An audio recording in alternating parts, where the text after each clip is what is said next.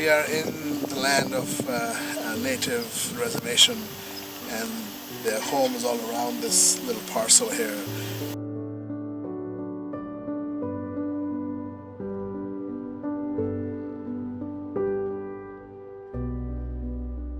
It's a privilege to be here.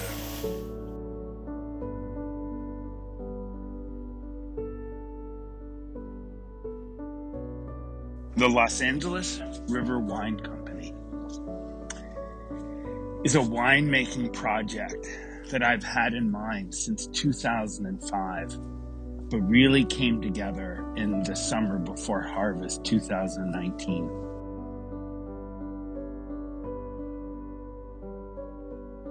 The idea behind the project is to work with vineyards that were established during the winemaking boom in Los Angeles in the 19th century, culminating in a peak of grape growing and winemaking around 1905 as the railroads came to the city and changed everything.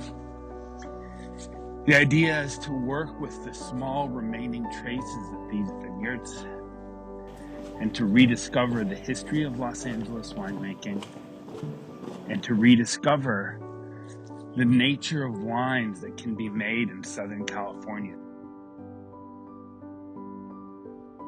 Lone Wolf is in some ways the most important and most interesting vineyard that the Los Angeles River Wine Company works with.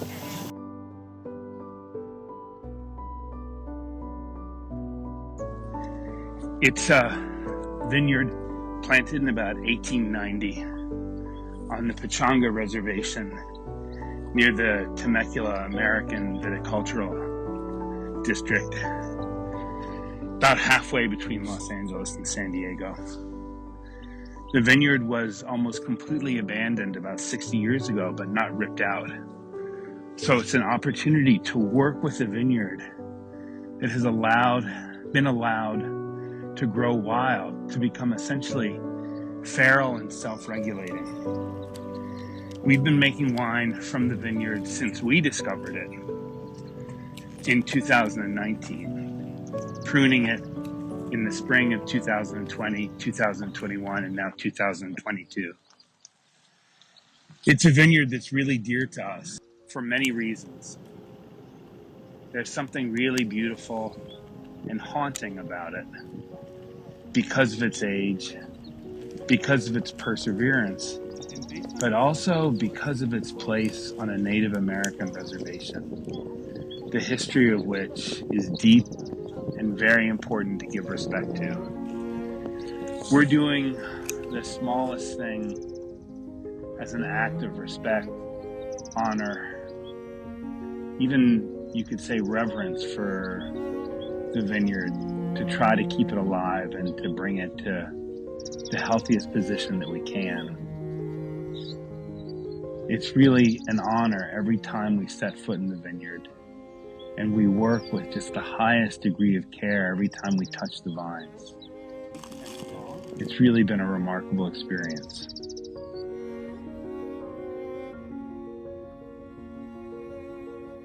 Mishi and Sarah, JJ, Jaime, Tim, Sarah Carlisle when she gets here, Daniel if and when he gets here. What has happened here over the course of many years when the vines were not pruned is too many shoots pushed and weakened the vines constantly, bringing them down to a bonsai state. And if it weren't for the drought, the vines would just be fine and we would prune them and they would come back from the bonsai state.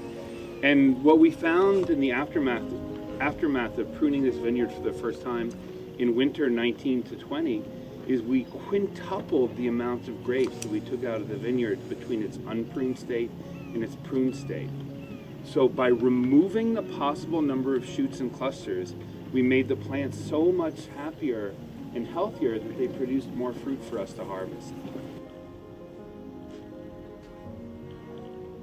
Because you don't want the grapes, the shoots to grow inwards. You want to grow outwards.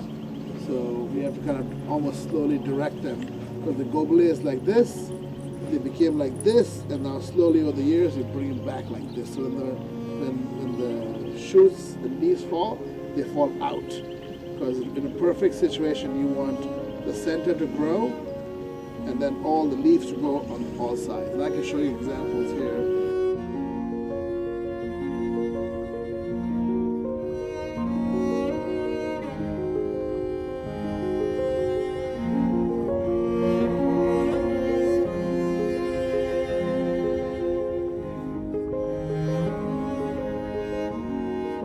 One of the reasons that it's been important to me to work in a city with vineyards that have been historically tied to a city is to help break down the division, the distance, the opposition between grape growing and winemaking on the one hand, and city life and city dwelling on the other. It's a kind of bucolic misunderstanding to see winemaking as being somehow rooted only in the country.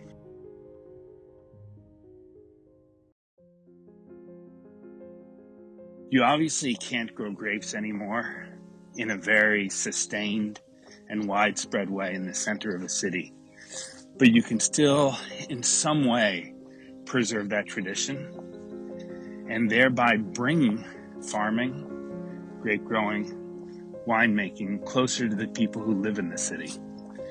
One of the consequences of our being able to do that is that we have a remarkable crew of about 40 or 50 rotating friends, colleagues, who volunteer to help us in our vineyard work and our winemaking.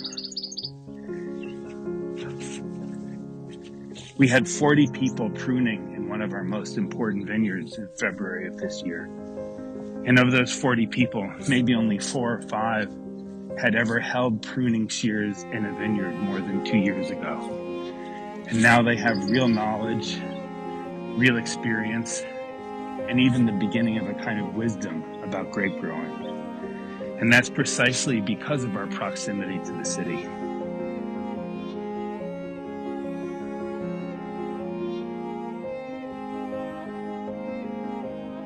So Californian wine is perfectly trellised and perfectly manicured and in a big bottle with, something superficial in a way. And here you have a vineyard that's nothing but a garden for people who live around here. And they used to come and just eat the grapes, and the coyote ate the grapes, and it was not really tended to it. And now after making 3 vintages of this wine, you see how special it is. For me, it's super important to kind of keep that tradition alive, because this vineyard was planted by a person. So for us, we're just kind of extending that, and hopefully this will live long and outlive us, and then somebody else will take care of it.